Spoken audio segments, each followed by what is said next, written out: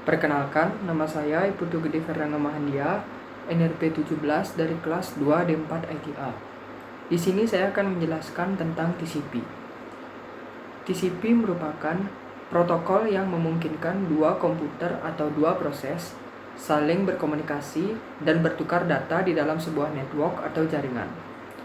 Nah, TCP ini bersifat connection oriented, yang artinya untuk melakukan komunikasi tersebut atau untuk bertukar data antar proses atau antar mesin, diperlukan koneksi terlebih dahulu antar proses atau mesin tersebut. Lalu, bagaimana sih cara agar dua proses atau dua komputer ini dapat saling terkoneksi? Caranya adalah dengan menyediakan sebuah soket pada masing-masing proses ini. Nah, soket ini diibaratkan sebagai sebuah terminal yang menghubungkan antara dua proses. Jika kita bisa ambil contoh, misalkan kita ingin menaiki bus dari terminal A ke terminal B. Hal pertama yang harus kita ketahui adalah alamat dari terminal B. Nah, sama seperti proses koneksi pada TCP. Agar sebuah data dapat dikirim dari sisi klien atau dari sisi pengirim, kita harus mengetahui alamat soket dari server yang akan kita tuju. Tetapi masalahnya, dalam sebuah mesin atau komputer, tidak hanya terdapat satu buah proses saja, melainkan banyak proses yang bisa berjalan sekaligus. Nah, kita memerlukan satu identifikasi unik lainnya yang dapat menjadi pembeda dari setiap proses tersebut. Jadi, pembeda tersebut adalah port.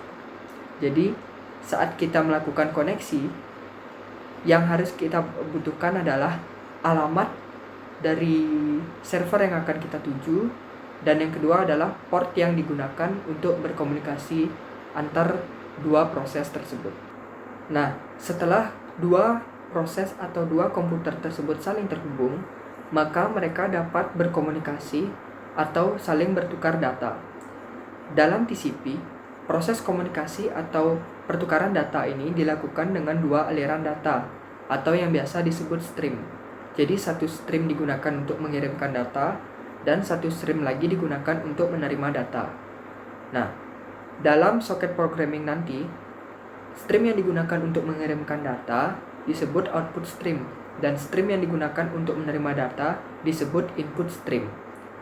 Lalu, salah satu alasan mengapa TCP ini merupakan protokol yang banyak digunakan karena dalam proses pengiriman datanya, TCP ini memastikan data yang dikirim tersebut sampai ke sisi penerima.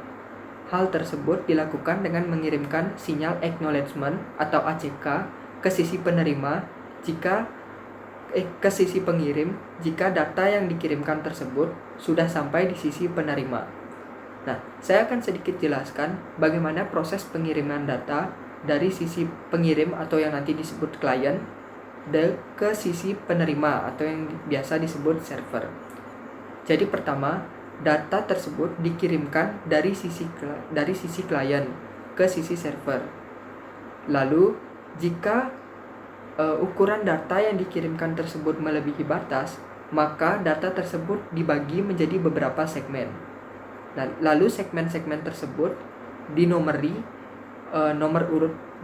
seperti nomor urut untuk dikirimkan ke sisi penerima. Lalu setiap segmen yang dikirimkan mengirimkan sinyal acknowledgement balik ke sisi pengirim sehingga pengirim tersebut tahu bahwa paket yang dikirimkan tersebut sudah diterima. Nah, karena terdapat sinyal acknowledgement ini, jadi TCP memungkinkan adanya retransmission segment atau sisi penerima dapat meminta kembali data yang misalkan hilang di tengah pengiriman. Jadi misalkan kita mengirimkan data 3 segmen. Segmen 1 sudah dikirimkan, segmen 2 hilang, segmen 3 sudah sampai. Jadi segmen 2 ini, sisi penerima itu bisa meminta kembali dari sisi pengirim bahwa data yang dari segmen 2 ini hilang. jadi dapat dikirimkan kembali. Nah, itu yang disebut sebagai retransmission segment. Nah, untuk lebih jelasnya, saya akan sedikit menemukan cara penggunaan TCP dalam soket programming. Kita langsung saja ke videonya. Nah, langsung saja. Pertama-tama kita buat dulu sebuah project baru. Di sini saya menggunakan aplikasi IntelliJ sebagai contohnya. Setelah itu kita buat sebuah kelas dan kita beri nama server TCP. Kelas ini akan bertindak sebagai server. Setelah itu kita buat metode main-nya supaya saat aplikasi ini pertama dijalankan, semua fungsi-fungsi yang ada di dalamnya otomatis akan berjalan. Lalu kita inisialisasikan sebuah variabel yang menyimpan alamat port yang kita gunakan. Sebagai contoh di sini saya menggunakan port 1234. Lalu kita buat sebuah objek server socket. Objek ini berfungsi untuk menunggu koneksi yang datang dari sisi klien. Untuk menggunakan objek ini, kita harus membungkusnya dengan try and catch. Lalu, setelah itu, saat pertama kali objek server socket ini dibuat, objek ini akan berada pada posisi listen, yang artinya dia menunggu koneksi yang datang dari sisi klien. Nah, untuk lebih jelasnya, sekarang kita buat sebuah kelas baru dan kita beri nama client TCP. Kelas ini akan bertindak sebagai klien.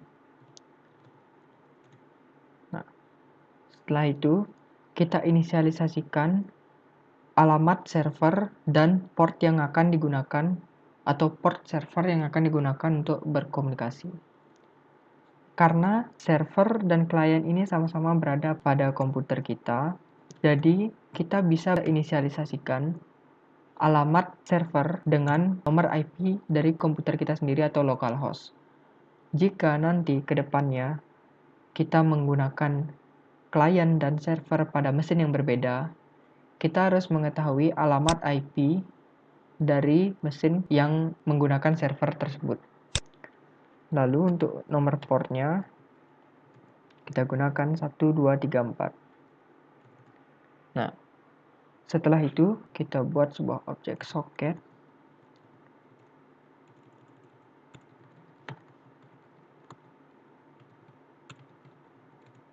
Nah, untuk melakukan koneksi pada sisi klien, kita harus memasukkan nama server atau alamat server yang akan digunakan dan nomor port yang akan digunakan. Oke, jangan lupa kita bungkus dengan try and catch. Setelah itu, pada server kita siapkan sebuah objek socket untuk berkomunikasi dengan klien.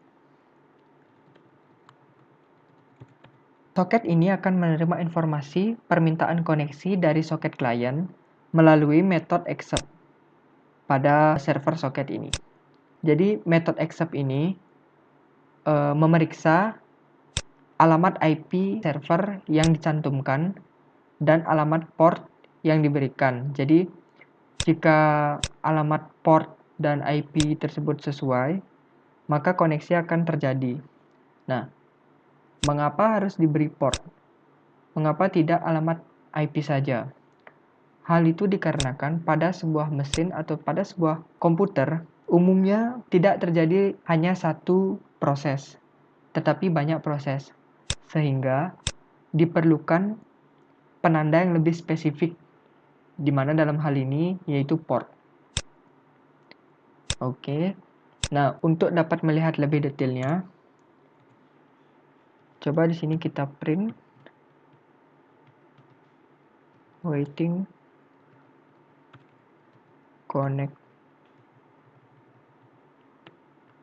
connection. Sini artinya pada saat pertama kali objek server socket ini dibuat, dia masih menunggu koneksi yang datang. Nah, ceritanya di sini klien sudah terhubung dengan server. Lalu kita beri connected to client get remote address. Dan pada server juga kita tambahkan connected to client get remote address. Jika kita jalankan, coba kita run. Sini kita run. Nah, pada awalnya server ini masih dalam keadaan waiting connection. Sini. Objek server socket ini masih menunggu terdapat koneksi yang terhubung ke server. Maka dari itu ini belum tercetak. Tapi jika kita jalankan sekarang kliennya, nah, sini terdapat bacaan connected to localhost 127.1.123. Jika kita lihat di servernya, di sini juga terdapat bacaan connected to client 127.1.54139. Ini artinya sudah tercipta koneksi antara klien dan server. Karena metode accept ini menerima permintaan koneksi dari sisi klien. Karena alamat server yang dikirim dan port yang dikirim itu sesuai. Nah, karena sudah terjalin koneksi seperti ini, sekarang kita dapat melakukan komunikasi antar klien dan server. Oke, sebagai contoh, ini kita close dulu. Sebagai contoh, sekarang kita akan mengirim pesan dari klien ke server. Nah, untuk melakukan komunikasi antar klien dan server pada TCP dilakukan dengan dua aliran data atau yang biasa disebut stream. Satu stream itu digunakan untuk membaca data dan satu stream lagi digunakan untuk mengirim data. Jadi pertama kita buat dulu objek output stream.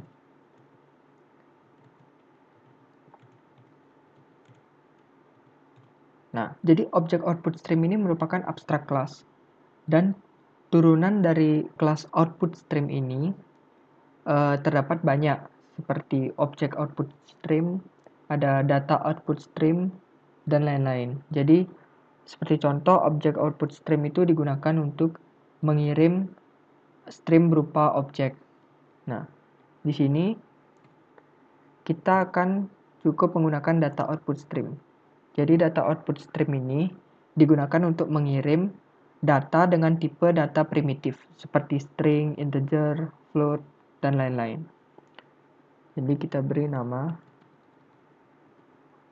out message new data output stream. Nah, pada server kita buat juga sebuah stream untuk menerima data. Objek untuk menerima data tersebut merupakan input stream. Input stream sama dengan server get input stream.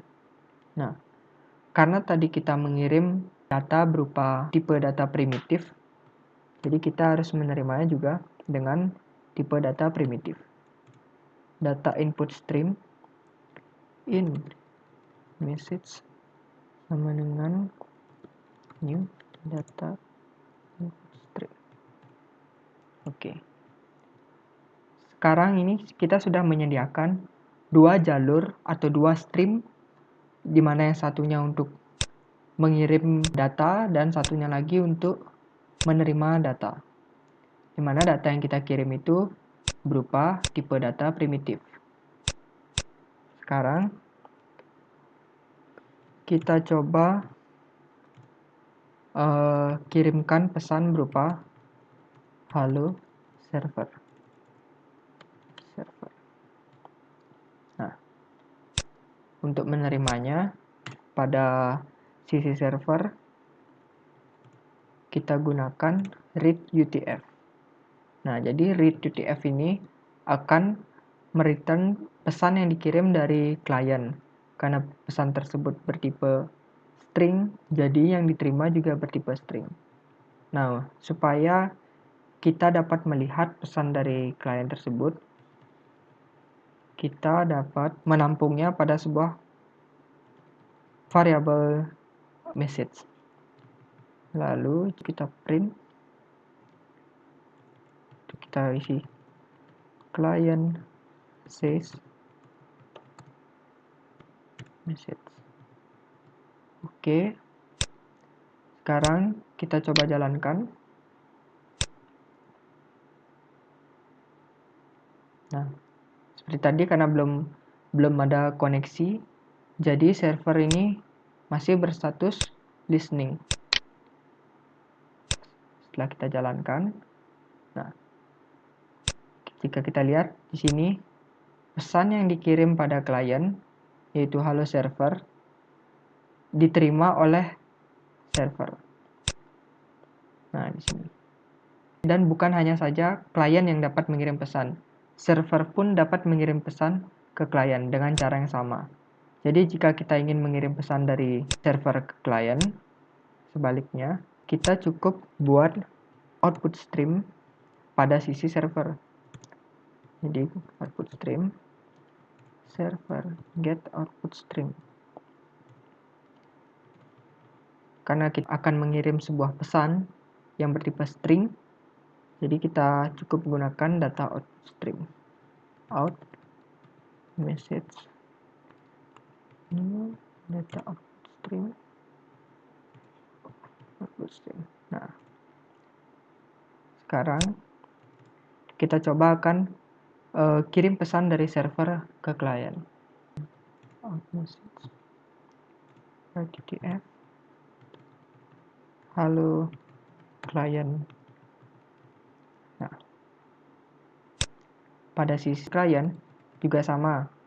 Untuk menerima pesan yang masuk, kita harus siapkan sebuah stream untuk menerima data yang masuk.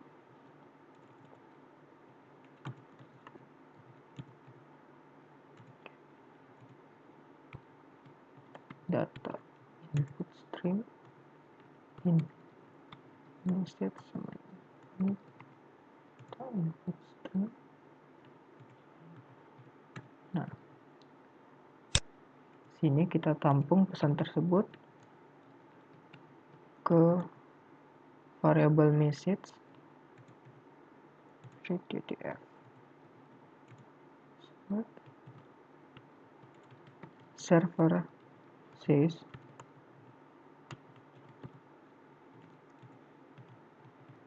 nah, kita coba jalankan. Nah, masih dalam keadaan listening. Lalu nah, jadi pertama klien mengirimkan pesan halo server, ditangkap oleh server, dicetak halo server. Setelah itu server mengirim pesan kembali yaitu halo klien, dan pada klien diterima lalu dicetak halo klien. Oke, seperti itu. Jadi secara simpelnya, pertama pada server kita buat objek server socket untuk menunggu koneksi yang datang pada sisi klien. Setelah itu, jika klien sudah melakukan koneksi ke sisi server dengan soketnya, jadi server socket ini akan mengecek dengan metode accept ini. Jika data-data yang dikirim itu sesuai, yaitu server name dan portnya ini sesuai dengan server, koneksi akan terjalin dengan soket server. Nah, jika sudah terjalin koneksi, server socket ini akan kembali ke posisi listening. Jadi dia siap untuk menerima koneksi kembali. Nah, itu biasanya digunakan pada metode multithread. Jadi banyak proses bisa berjalan di satu port atau di satu mesin yang sama. Nah, begitu saja sedikit penjelasan singkat mengenai TCP. Semoga berguna.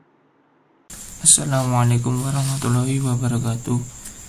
Perkenalkan, nama saya Muhammad Akbar Fadlika Wibowo dari kelas 2D4 ITA NRP 2110181008. Baik, di sini saya akan menjelaskan mengenai Java Networking, khususnya untuk protokol UDP atau biasa disebut dengan connectionless. Jadi UDP sendiri adalah singkatan dari User Datagram Protocol, yang merupakan protokol yang unreliable atau tidak andal.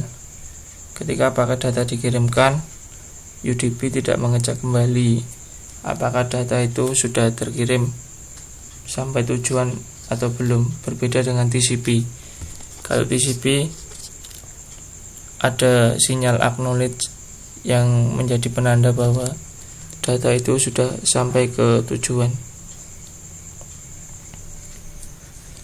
UDP ini lebih cepat dibandingkan dengan TCP, namun tidak menjamin bahwa pengiriman itu berhasil.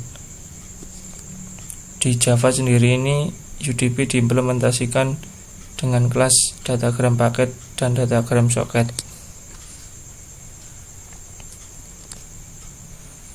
Untuk protokol UDP, soket di sisi server sama dengan di sisi klien, jadi tidak ada operasi listen pada sisi server.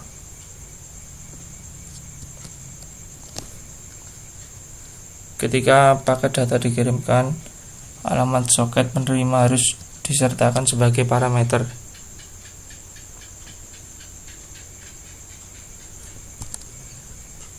Soket server ataupun klien untuk protokol UDP menggunakan datagram soket, sedangkan ketika menggunakan datagram paket yaitu untuk mentransfer data. Untuk mengirim paket menggunakan datagram paket, sebelumnya harus mendefinisikan alamat dan port yang dituju dalam setiap paket data yang akan dikirim. Untuk menerima data juga sedemikian rupa, yaitu menggunakan datagram paket. Sebelumnya disiapkan dulu datagram paket kosong untuk menampung data yang diterima. Berikut akan saya demokan tentang pengiriman string menggunakan protokol UDP.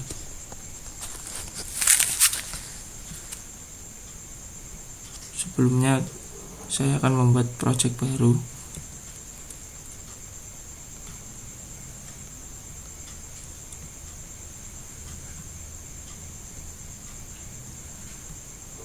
Misal saya beri nama UDP.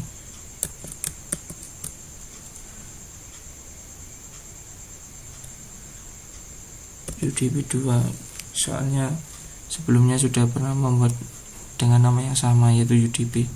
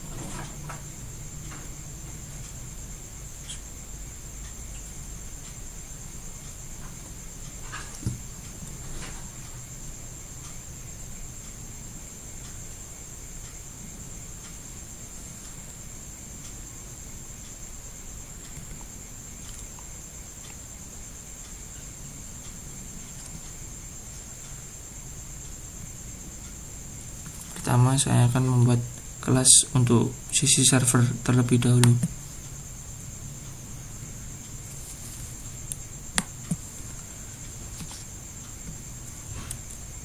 Misal saya beri nama server.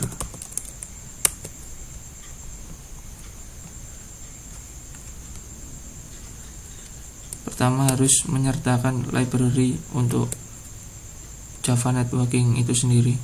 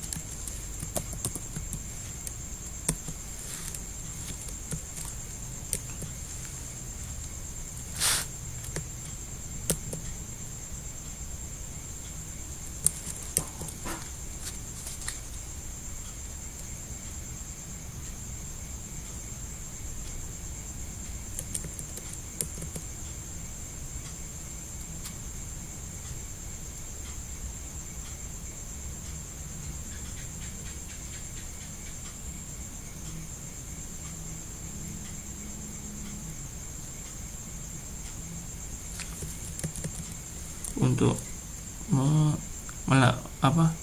untuk menghubungkan atau mengkoneksikan antara server dan klien, pertama harus mendefinisikan datagram soket terlebih dahulu. Yang akan dilakukan adalah membuat objek yang merupakan instansiasi dari datagram soket.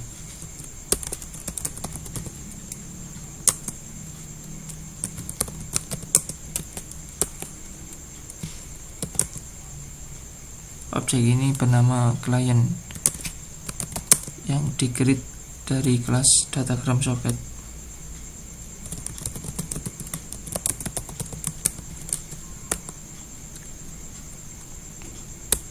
Kemudian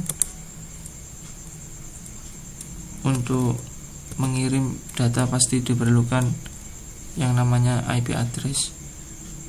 Ini adalah cara untuk mendapatkan IP address dari host yang digunakan. Misal saya menggunakan localhost.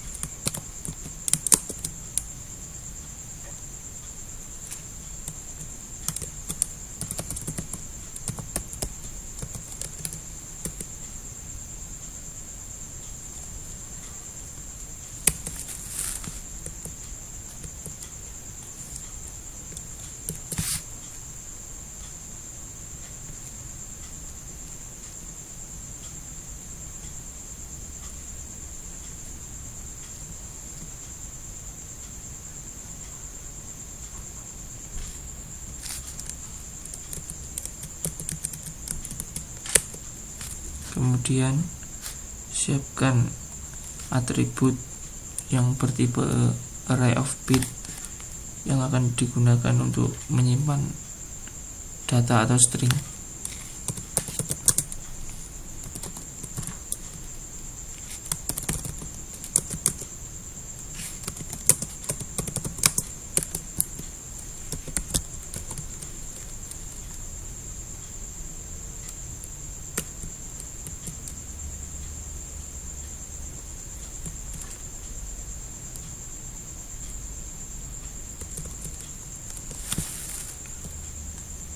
Oh, mohon maaf, ini di sisi server, jadi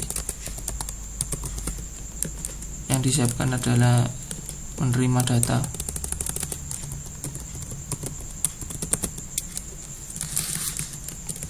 Jadi tidak perlu menggunakan IP address karena hanya menerima data. IP address ini digunakan sebagai parameter datagram paket untuk yang mengirim data, tidak untuk menerima data.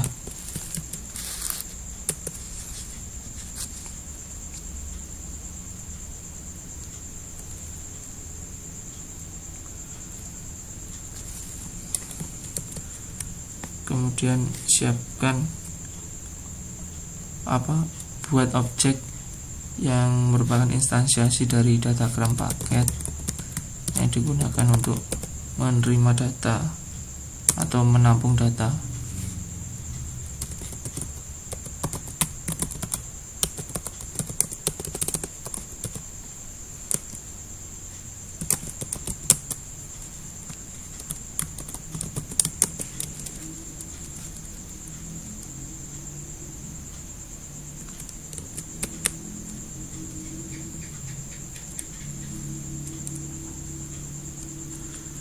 Untuk menerima data sendiri dibutuhkan dua parameter.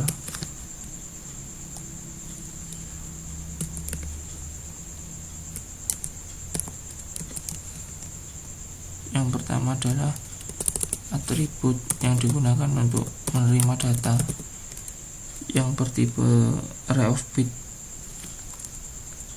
of byte dan juga panjang dari atribut tersebut.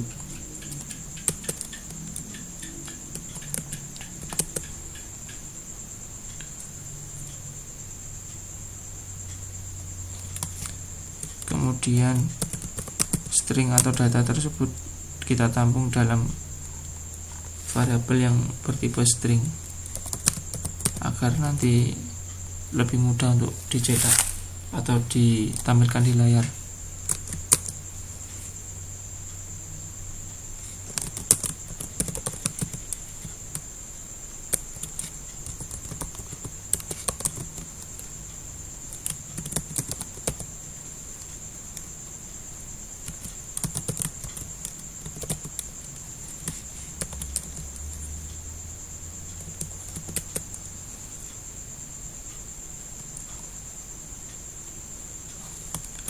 Kemudian kita tampilkan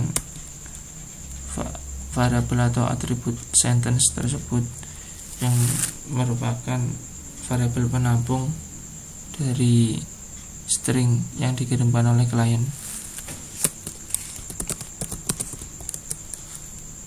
Dan jangan lupa soketnya di close.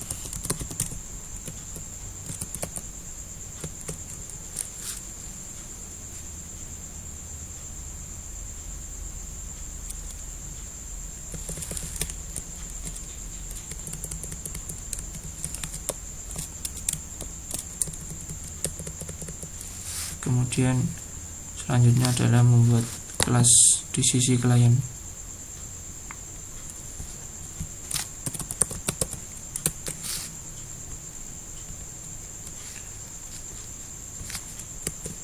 Seperti sebelumnya, yang pertama harus menginputkan atau menyertakan library dari Java Networking.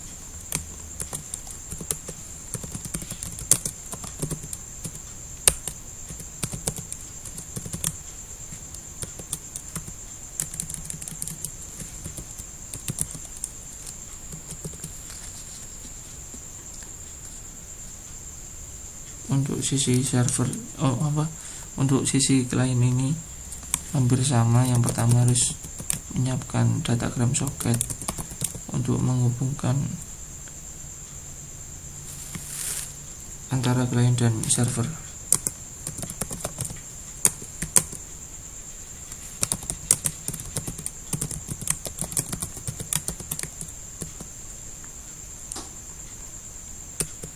Kemudian dibutuhkan yang namanya IP address untuk mengirim data. IP address ini akan digunakan sebagai argumen di dalam datagram paket untuk mengirim data ke sisi server.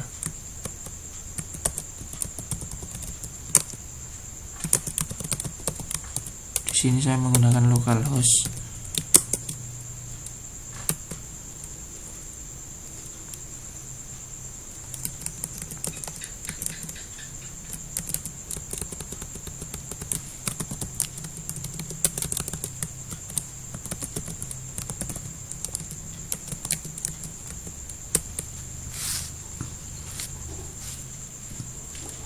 Kemudian siapkan variabel atau atribut yang bertipe array of byte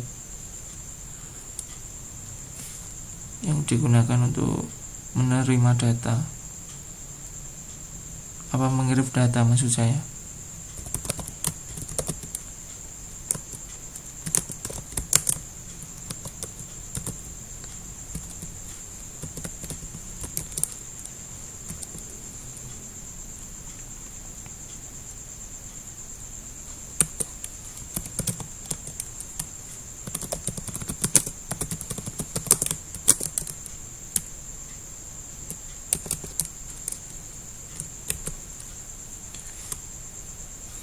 Kemudian siapkan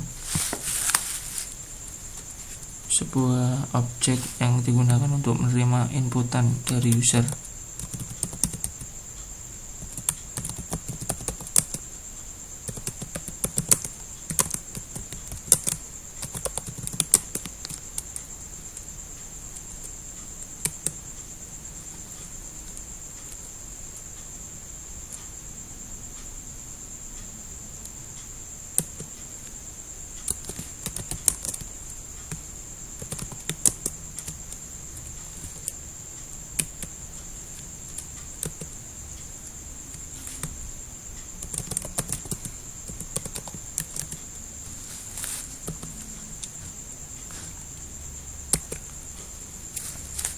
Inputan dari user ini kita tampung dalam variabel atau atribut sentence yang bertipe string.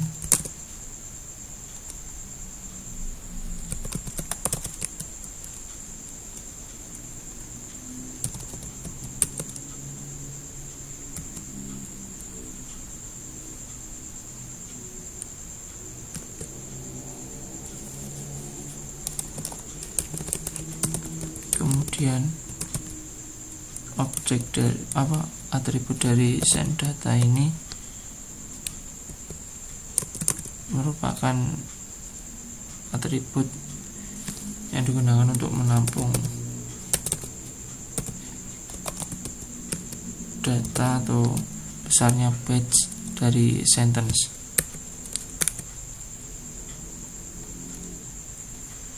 Kemudian untuk mengirim data atau string ini seperti biasa menggunakan datagram paket.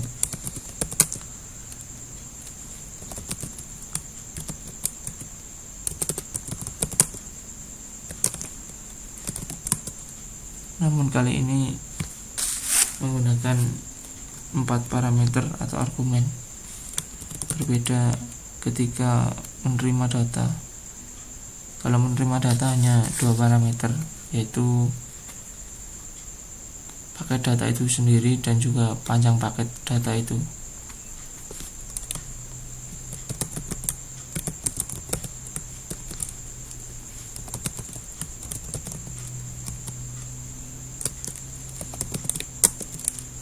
Kalau mengirim, parameter pertama yaitu data yang akan dikirim, kemudian panjangnya, yang ketiga adalah IP address, dan yang terakhir adalah nomor port.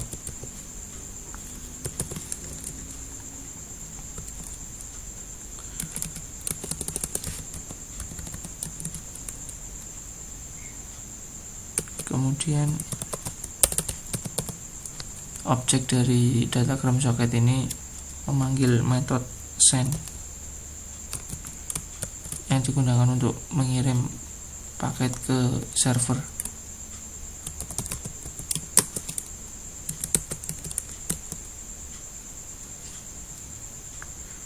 Kemudian jangan lupa untuk menutup datagram socketnya.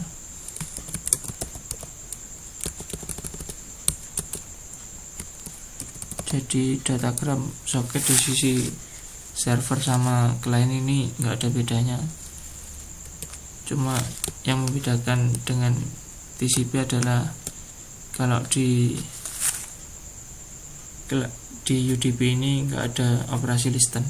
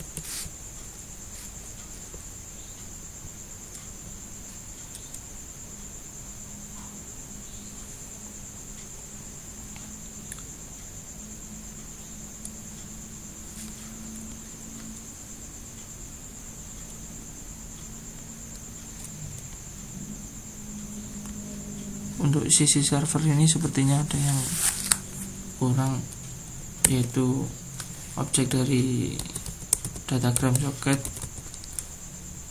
harus memanggil metode receive untuk menerima paket data dari klien.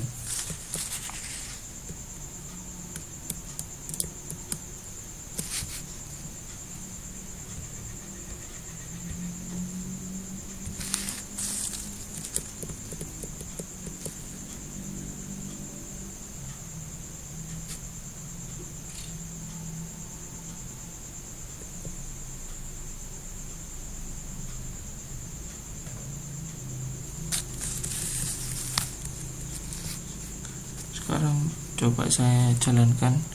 Yang pertama adalah server terlebih dahulu.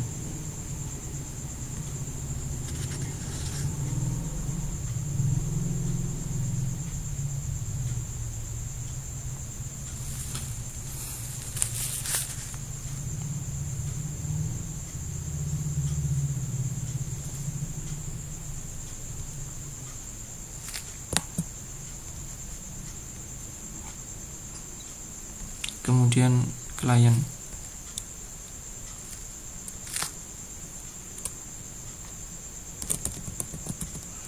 Di sini saya memasukkan kalimat di sisi klien.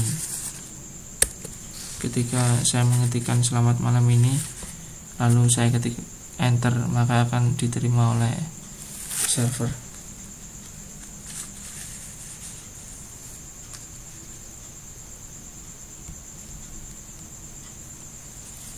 Maaf, ada sedikit kekurangan, akan saya perbaiki terlebih dahulu.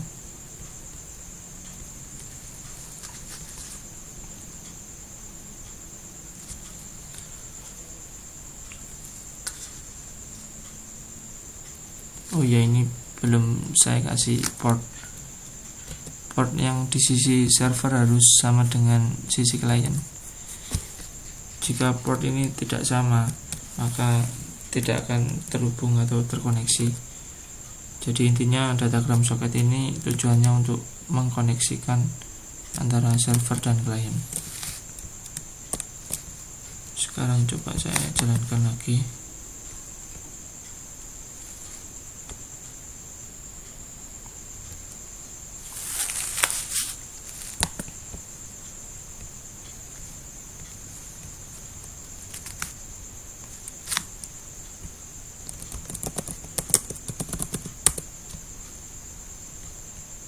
Nah, ini sudah diterima oleh server. Mungkin itu saja yang bisa saya demokan mengenai pengiriman data menggunakan UDP. Mungkin saya akan mengulas kembali atau mereview. Jadi UDP ini adalah protokol yang unreliable atau tidak andal. Berbeda dengan TCP. Kalau TCP itu ketika data dikirimkan ada pemberitahuan atau sinyal bahwa data itu berhasil terkirim. Berbeda dengan UDP. Kalau UDP ini ketika data dikirim tidak ada informasi apapun bahwa data itu sudah sampai tujuan atau belum. Namun UDP ini lebih cepat daripada TCP. Namun itu tadi, UDP tidak menjamin pengiriman itu berhasil atau tidak. Pada UDP mengimplementasikan kelas datagram paket dan datagram socket. Datagram socket ini digunakan untuk mengkoneksikan antara klien dan server. Datagram socket pada sisi server dan klien ini tidak ada operasi listen pada sisi servernya. Jadi sama saja.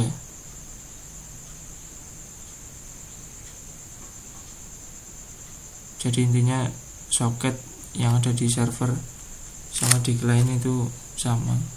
nggak ada perbedaan. Dan yang terpenting adalah tidak ada operasi listen pada sisi server. Kemudian untuk mentransfer data menggunakan datagram paket atau mengirim paket. Untuk mengirim paket ini yang harus disiapkan adalah alamat dan port yang dituju dalam setiap paket data. Untuk menerima data juga demikian, yaitu menggunakan datagram paket. Yang perlu disiapkan adalah datagram paket kosong untuk menampung data. Namun untuk mengirim dan menerima ini berbeda parameter yang digunakan. Untuk mengirim data ada 4 parameter dalam datagram paket, yakni data itu sendiri, kemudian panjang data, IP address, dan nomor port. Sedangkan untuk datagram paket yang digunakan untuk menerima data itu hanya 2. Yang pertama, data itu sendiri dan panjang data.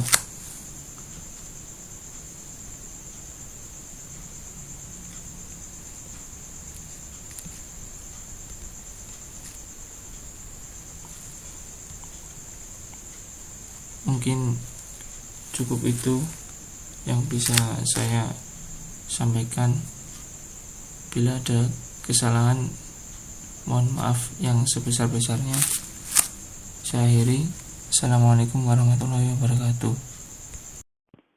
Assalamualaikum, saya Ahmad mau menjelaskan tentang URL yang ada pada Java Networking. Untuk URL itu sendiri memiliki kepanjangan dari Uniform Resource Locator atau yang biasa digunakan untuk menunjuk suatu sumber yang ada di internet atau World Wide Web.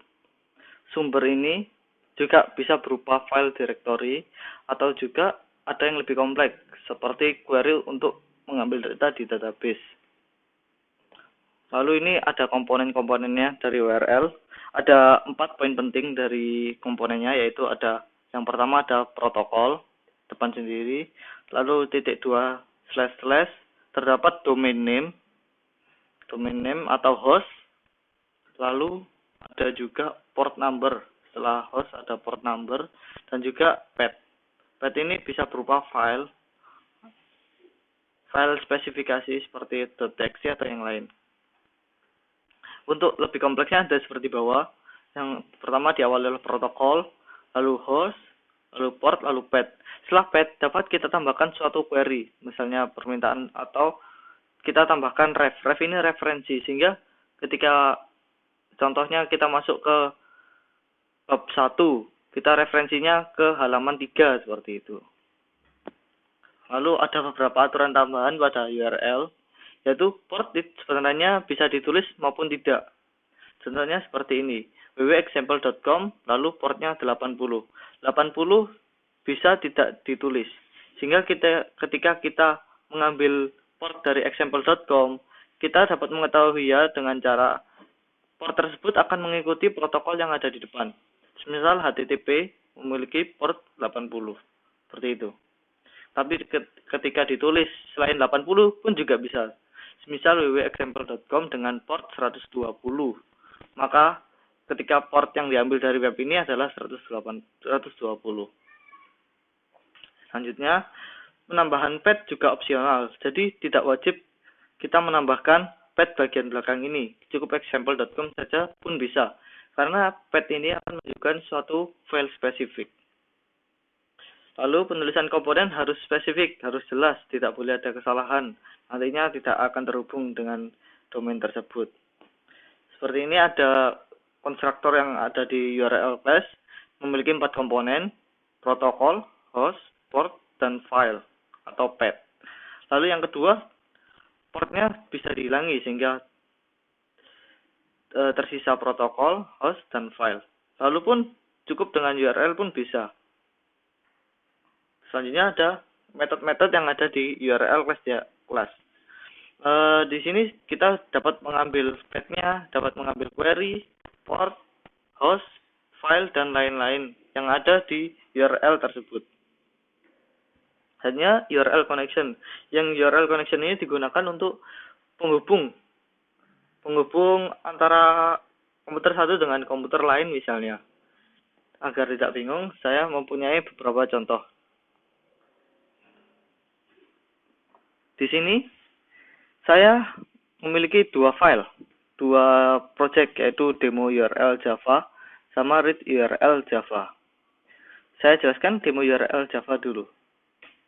Untuk demo URL Java harus menggunakan import JavaNet agar bisa menggunakan fungsi dari URL class. Lalu kita beri main, terus exception agar bisa menghandle apabila URL gagal. Di dalamnya kita buat objek URL baru dengan nama URL dengan kiriman konstruktor lengkap HTTP, terus domain, terus file. Cuma di sini saya tidak menggunakan port. Nanti kita lihat portnya seperti apa.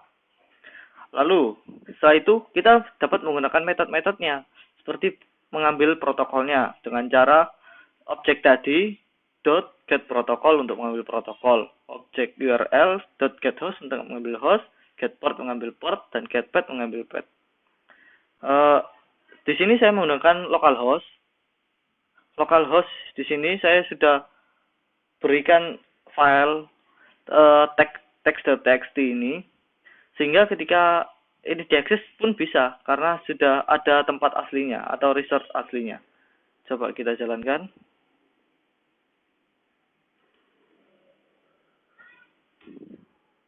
Nah, di sini keluar. Protokol yang digunakan adalah HTTP. Nah, lalu host yang digunakan localhost. Port yang digunakan min1. Kenapa min1? Karena seperti dokumentasi yang ada pada dokumen Oracle ini, dapat kita lihat tentang port, bagian port di sini. The port number or -1 if the port is not set. Sehingga ketika port tersebut tidak di-set, maka terisi oleh -1. Lalu path-nya adalah sisanya yang belakang. Seperti itu. Lalu untuk contoh kedua, yaitu read URL. Read URL ini saya gunakan untuk mencoba Java URL connection-nya. Di sini saya tambahi satu, menggunakan import Java I/O untuk dapat menggunakan input dan output. Seperti tadi, kita ada objek URL yang mengarah ke file tadi, lalu kita tambahi URL connection. URL connection kita buat objek baru URL connection yang nanti diisi oleh URL open connection. Sehingga koneksi yang terjalin antara program ini dengan file tadi sudah terhubung seperti itu. Lalu ketika sudah terhubung, dapat kita gunakan input stream. Input stream dengan membuat objek is input stream sama dengan URL connection tadi .get input stream untuk dapat mengambil datanya. Lalu kita buat atribut baru i untuk menampung apa saja data-data yang ada di file tersebut, kuliah.txt ini, text.txt. Lalu kita looping. Selama i bisa dibaca dan tidak sama dengan -1, maka looping tersebut akan menjalankan sistem outprint yang mana akan mencetak data-data yang diambil dari text.txt tersebut. -1 ini menandakan bahwa akhir dari file. Coba kita jalankan. Isi dari text.txt ini adalah teks seperti ini. Di sini adalah contoh isi file.txt. Baik, kita jalankan. Read URL-nya.